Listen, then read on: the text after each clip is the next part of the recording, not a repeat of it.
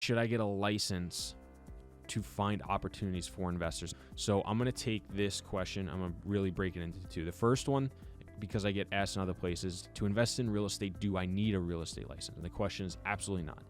If you want to buy a property and make money on it, you don't need a license.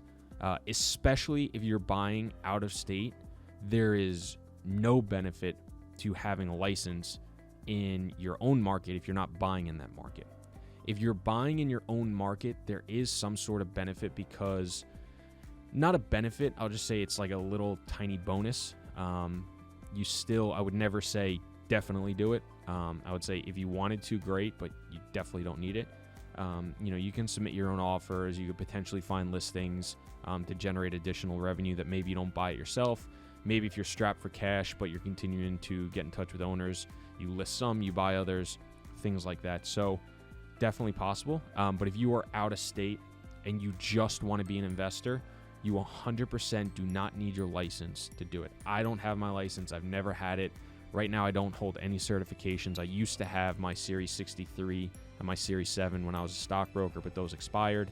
So you don't even need it to raise money, but that's a whole other subject. Maybe I'll talk on that another one. But to invest in real estate, you do not need your license. His question is, should I get a real estate license to find opportunities for investors? Well, if your goal is to find opportunities for other investors, then you need a license. You can maybe, try to wholesale instead of doing that, but it's obviously significantly cleaner if you get a license and do it. There's always a little bit of a gray area when it comes to wholesaling, especially if you're signing a contract. If you double close, right, you buy a property, close, and then sell it immediately to somebody else, even if it's snap your fingers like that, almost no risk, because you are closing on the property and then selling. If you assign a contract, there's always some gray area with, does the person you buying from know, do they know what you're making? Does the buyer know? So definitely check with an attorney if you're wholesaling and you want to assign contracts in your local area. Talk to other people that are doing it. Make sure you get good contracts and stuff of that nature, because I'm not really experienced in it, but I know there is some gray area, but you can do it. But if your goal is just to provide a service for investors, it's a great niche to target, right? There's niches and riches in anything you do. If you can be a real estate agent that specifically or almost exclusively works for investors in that area, you are going to niche yourself into an area that will probably work very well. I'm assuming there's probably not a lot of other people that do it. Most people that get into the real estate agent game are not looking to niche or do something very specific. They might niche in an area, but they'll sell to anybody that walks in the door. If you were to target properties and say, hey, I'm not even listing these things, I just have buyers that'll buy them, and you can do it off market, that's hugely valuable to any investor. So if you have an investor mindset and maybe you don't have the capital and you're saying, hey, I'm going to go get my license and I'm going to niche into an area where I'm going to find good opportunities for investors, it's really going to set you up well for the future when you do start to build up some capital, because you're going to have those relationships. You're going to know what a good deal looks like. You're also going to start to see those deals go full cycle.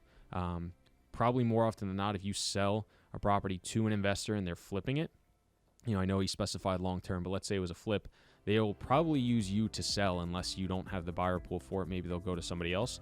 But I bet if you spoke to them and said, hey, I'm going to sell you this property, can I just see, kind of your numbers on it so I can get a better understanding? Some may say no, but I bet at least one will say yes. And I guarantee if you, offer to cut your rate slightly to just get an inside track, they'll definitely do it pending the right price. So there's definitely opportunity there. I think there's great opportunity because I don't think there are enough agents that think like an investor. I think a lot of real estate agents think like an end user, a person who's buying a home to live in it. So if you can come out with a different mindset and tailor your business to that, I do think there's a lot of opportunity there. So again, license not necessary to invest, but I think if you wanted to be an agent and you wanted to specialize in the investor pool, I think that's a really interesting niche to play in. Pending there's not already 50 agents doing that in your area, then it's not a niche anymore. It's, more of a majority.